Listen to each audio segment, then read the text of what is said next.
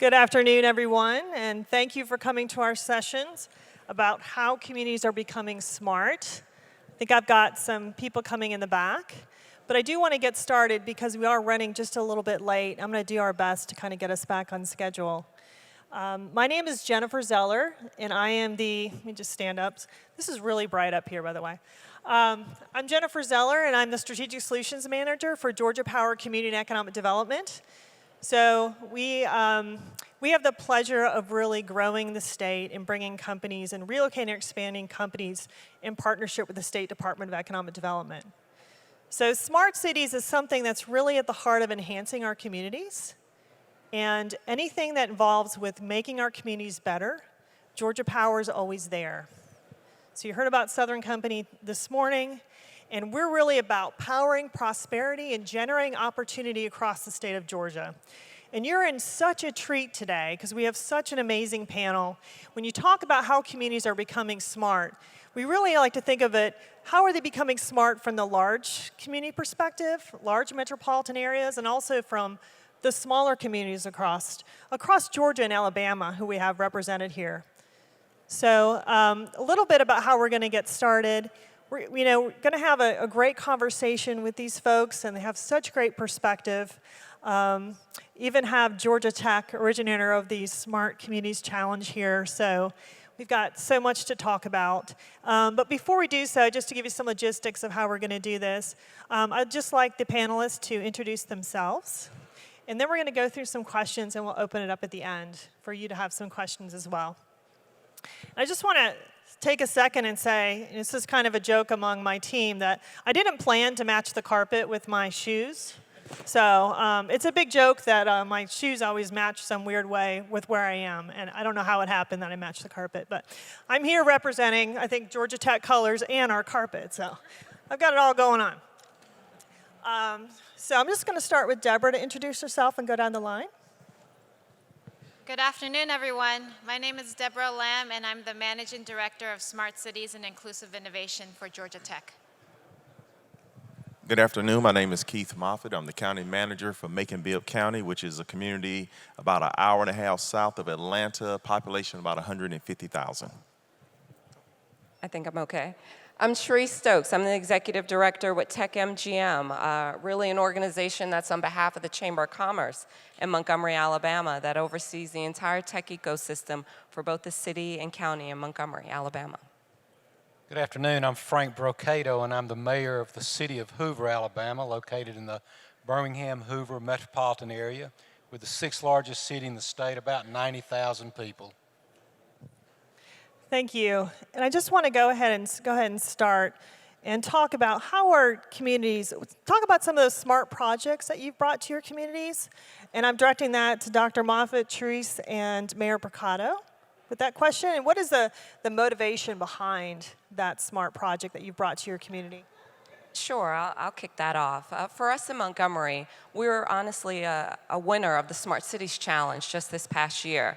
And so we had an opportunity to sit down and really poll our community to see what did we want, what did we need, and what was going to be receptive to the folks and our citizens within Montgomery. So some of the projects that we've been able to actually deploy are, one, from an education and workforce development standpoint, the ability to actually complement our school districts with programs that will help to increase our workforce development pipeline in the areas of STEM. But at the same respect, we also looked at having a living lab in an area that we can actually have an innovation district where we now have increased technology. But a lot of that had to do with the strength of our partners. We've had the ability to sit at the table and say, so what else can someone bring that will actually help Montgomery? So we've had everything from city services, increased software applications that are within our normal city operations, but then we're also looking at our roads and our infrastructure as well in Montgomery. So we've also had bike share programs and other things that are actually enabling us to operate more efficiently and just smarter in general. And just to follow up, that's exactly the reason we're looking at something like that. You want to be more efficient. You want to be able to operate efficiently. And so some of the things that we've seen take place in our city, it's a fairly young city, about 50 years old. And recently we just had what we think may be the first residential community in America that operates off of solar panel microgrids. And so we've got a neighborhood that has the solar panel microgrid about a mile away, and it feeds into about 60 homes in that community. And of course, those homes are all smart homes as well. The appliances in there all are able to read the technology that's going on. And we even allowed change the zoning in that neighborhood for Alabama Power. It was one of their projects, and they're taking that home now, and that's let's call it their lab, so to speak. And so, I think that's going to give us some great information for the future and how our cities are going to be developed. Well, in Macon-Bibb, my job as county manager is to make the decisions based on the information, based on the data, as opposed to the mayor and commissioners who kind of make decisions based on the politics. So I kind of look for the low-hanging fruit of how we can engage with the citizens, because I'm probably the chief complaint officer. So when problems happen in the community, they come on my desk, and I've gotten with the department heads and asked, okay, how can we make these things better? I have one of a tremendous IT department which really focused on telling me we can collect the data, we can collect the number of phone calls, we can tell you where the problem areas are, and then from there you can tell us how to deploy the resources. And one of them was we applied for the Georgia Tech grant to kind of put a kiosk in underserved communities, because we found that we had some citizens that were having a difficult time communicating with us. So the grant, that we're going to work on how we can better communicate in those underserved areas by putting tools in those communities, such as a kiosk or developing another platform for citizens to communicate with us. Are you also using that data to get ahead of those complaints? So perhaps before you get the phone call. We're trying. Thank you. Debra, so the Georgia Tech Smart Communities Challenge, tell us a little bit about the motivation for its creation, how it started, and kind of how you took on that opportunity with its creation. Yeah, absolutely. Well, first of all, I would say we couldn't have done it without Georgia Power and a number of our partners that are here, including GMA and the Metro Chamber. It's really started with the premise that we believe that all communities, regardless of size, regardless of geography, regardless of political affiliation, can be smart. That SMART is very much a continuous improvement process. There's no end state that declares that you're smart and then you're done. And that, especially from a public university standpoint, that SMART is very much grounded and based on the most innovative research that could be done in collaboration with the community to address basically complex, wicked problems that affect all communities. So I think a misperception, even among our community economic development partners, is to really grab onto technology or smart technology. It has to be something that is so technologically advanced it's difficult to kind of compile. But it's really about, I heard that the first speaker from Indianapolis, meet them where they are, right? Using that platform, that information. So I think that's something that we're hoping to, with this kind of expo, to unearth the fact that it's not. It can be quite simple, but it's meeting them where they are. Keith, I'd like to ask you about the kiosk that you talked about a second ago, and tell us a little bit more about that, why you thought that kiosk was the answer to that central hub idea for your community. Well, again, it goes back to you saying meet the community where they are, and that communication platform of we're trying to do more things online, we're trying to do more things in the cloud. And so even in applying for a job, we have an online application system where if someone doesn't have a computer in their home, which we take for granted that people have the technology. We take for granted that people have the broadband in their homes and those things. And we found that, I believe it was statistics, we roughly have about 20% of our community that doesn't have access to any broadband. So how are they going to apply for a job with the county? Or how are they going to, we have a push for entrepreneurship. How are they going to apply for a business license without, the technology? So this kiosk will have all those different programs and applications on there that citizens can come and do business. We call it City Hall in your neighborhood. So it is the premise of putting government in the neighborhoods. And that's just one aspect of how we're trying to use this smart city name in the different projects. Just last week or 2 weeks ago, we found that we had a growing litter problem downtown with the loft apartment residents. Instead of taking it to their designated trash area, they were just using the trash bins on the sidewalk. So come in Monday morning after a long weekend, we had a tremendous amount of trash. So our IT department was able to work with our solid waste department to go around and GPS every bin downtown, and we created 2 new trash routes just in that week. So every week now we have 2 additional trash routes just to collect the trash through downtown. So it's those little things that I call that low-hanging fruit, that those are those smart projects that are really making a difference. And those are the kind of things that really are the unexpected that happen with these new projects, that maybe it's a problem that you didn't know you needed to solve, but having that interaction, meeting them where they are, is opening more opportunities to even a bigger solution to something that you didn't know existed as a problem. Correct. Yeah, so this is to all the panelists. If there was no obstacles for Smart City in your community, no budget constraints, tell us a little bit about, what would you provide to that community if, in all your experience with the different projects you've been looking at? So for us, I think it would honestly be something very similar to what he spoke about on infrastructure and being able to provide great infrastructure for folks that don't have it. When we look at some of our neighborhoods and some of the areas that we have, one of our high schools, a statistic that they often talk about is 83% of the students at that high school contribute 1/3 to their household income. I had no idea what my household income was when I was in high school. So when we look at statistics like that and the ability for them to not only learn more, to have a better job, what do they have at home? What is that environment like? Do they have access to good connectivity? And by having that, does it enable them to get a better job so that they're, one, staying in school longer, and now they're more skilled, and they have the opportunity to have a better job if they are helping their family? So if we look at infrastructure and the ability to have wireless and to have good connectivity, and not just your downtown area, but being able to spread that to other communities and or to have that in your community centers, you get to the point where a lot of students maybe they're not in school all the time.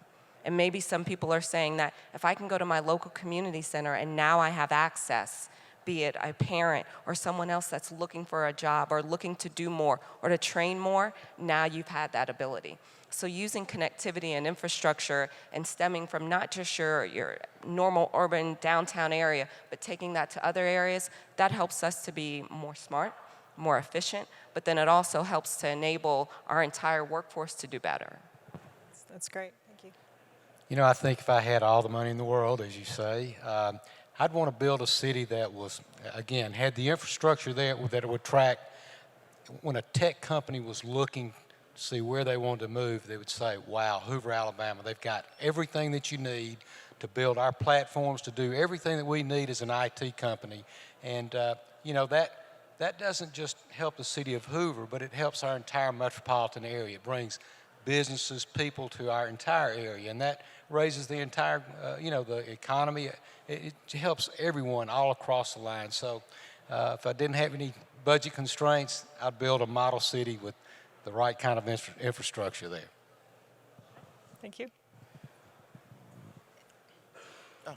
Well, that's the dream question of, unlimited resources, because every day we're constrained by budgets. And one of my dream projects is the one, the commercial where the lady is touring and she holds up the phone and she can see everything about that building, and, it has all the history and has everything that happened there. I'm really working with our partners in our community to try to catalog all the information that we have and trying to figure out how we can make it very simple to where when we have tourists come, it would be something that people want to come and they can see our history. They can learn about facilities. It can even have the menu on the table. It's just those pie in the sky projects, almost like the Jetsons of today, that I'm hearing that we have the technology that can do all that. It's just bringing all the partners together to catalog it and put it into one program. So that's what we're working on, but it's going to take an unlimited amount of resources to pull that off. So you want to metadata everything, is what I'm hearing. Sounds great. I want to distill a little bit about the infrastructure part, actually, and it was something that we spoke about last week at our Georgia Smart workshop around connectivity. And oftentimes the issues around connectivity is infrastructure. We don't have the 5G, we don't have the small cell, we don't have the infrastructure, especially when it comes to more rural communities. And the truth is actually not a physical infrastructure problem.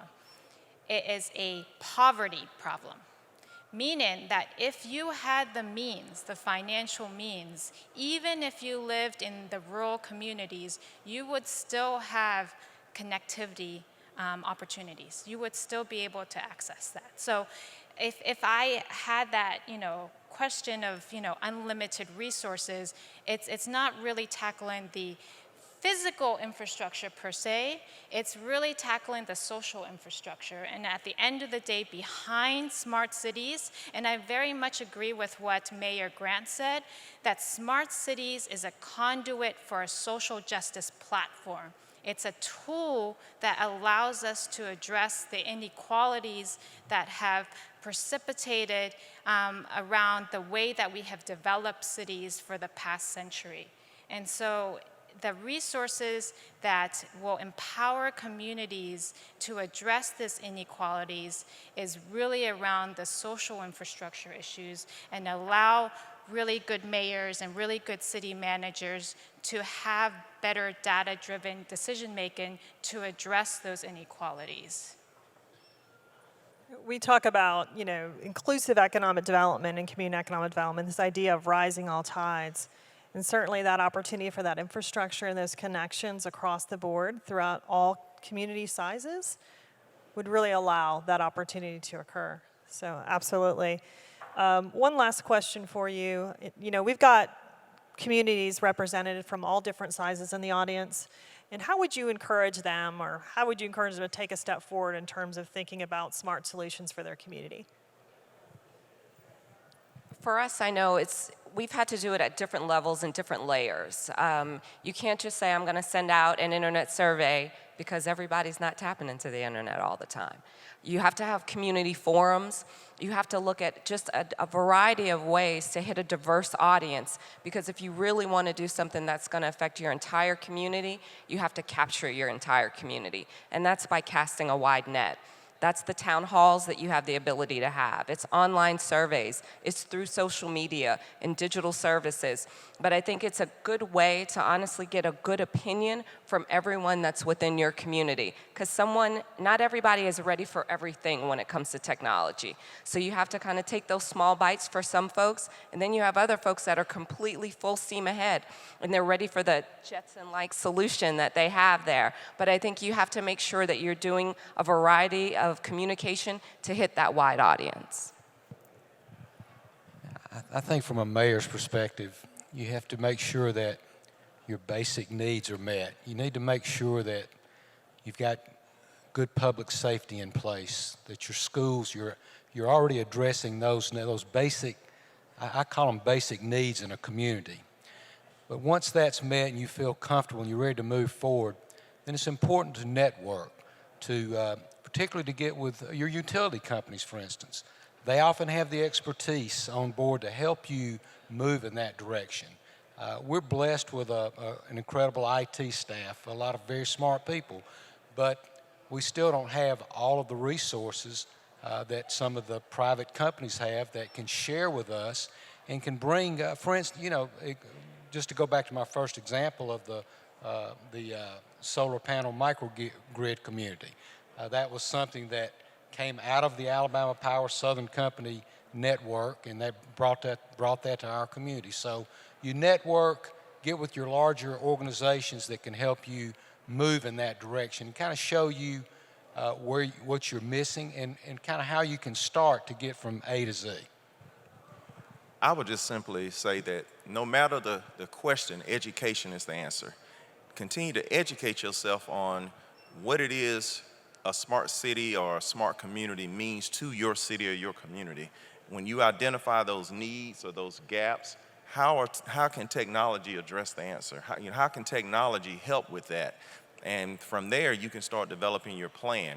The projects that we have came straight from identifying a need and then asking, how can technology solve this? What can technology contribute to address this issue? Now, I will admit technology is not always the issue, but for the most part, every project or every problem that comes across my desk, I can find a way to put technology into solving it, even if it's just communicating via the email to the masses and educating the community. Forums like this, finding out what other communities are doing, continuing just seeing what those, again, go back to the low-hanging fruit of educating yourself and identifying what those needs are and how technology can address it. Well, if you live in Georgia, in our Georgia community, I strongly encourage you to apply for the Georgia Smart Communities Challenge and, of course, join our Georgia Smart Cities ecosystem. And then if you're outside of Georgia, still contact us, but also very much agree with what Dr. Moffett said, to really think about education, think about outreach. You know, we understand that a lot of these complex, wicked challenges cannot be addressed by a singular community. And it's very much a coalition of active stakeholders that need to be involved. And so, you know, to do that outreach, I think is vital to success. Thank you very much. I think we might just have, I got us back on track. I think we just might have an opportunity for just a couple more questions before we thank our panelists. Do you have any questions from the audience? I'd be happy to repeat the question.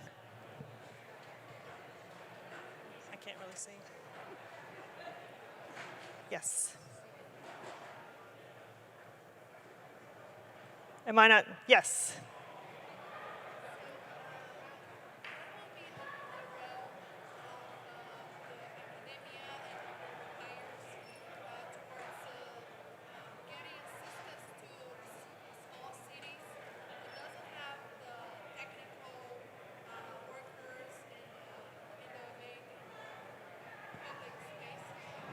What is the role of academia in serving a community that doesn't have the technical workers? At the what? At the city hall. The technical knowledge is not there at the city hall, so how can you work with academia to facilitate that? Or, Yeah, well, I think that's one of the resources when I was talking about networking, because oftentimes smaller cities don't have that ability, they don't have that expertise. So I would tap into the universities, even hospitals, large hospitals oftentimes are investing in the community and can help you address some of those issues. But certainly going back to your utility companies, all of those businesses or groups have that type of expertise that you need, and oftentimes they have money to put into your community as well. So you got to get out there and network and just work it. Debra, you've served that role too in terms of thinking through that proper infrastructure to serve that need for that community, right? Yeah, a couple of things. Obviously, the training is important, and keep in mind this is continuous improvement training, right? Because technology is ever evolving, because data literacy is a new skill for the most part. So what we've done is really pair up the researchers to work hand in hand with local government. We've also launched the Smart Community Corps, which is a summer fellowship which deploys Georgia Tech students to work full-time based in the community over the summer to really drive that. And then we have a series of professional education online classes as well, so it really provides different touch points. It goes back to what Dr. Moffett says, we try to meet them where they are. You know, if you can't come physically to the workshop or the class, let's do it virtually through an online class or a training. If you can't do that, let's see if we can deploy students there, because that's a great experience as well for the students. As much as they can learn about smart cities in the classroom, it's very different to like be on the forefront and living in that community and working on a smart city project. So we really try to create those matchmaking opportunities. At this point, I'd like to thank our panelists, and thank you for coming to our session. I know we're competing with another one, so really appreciate their insight.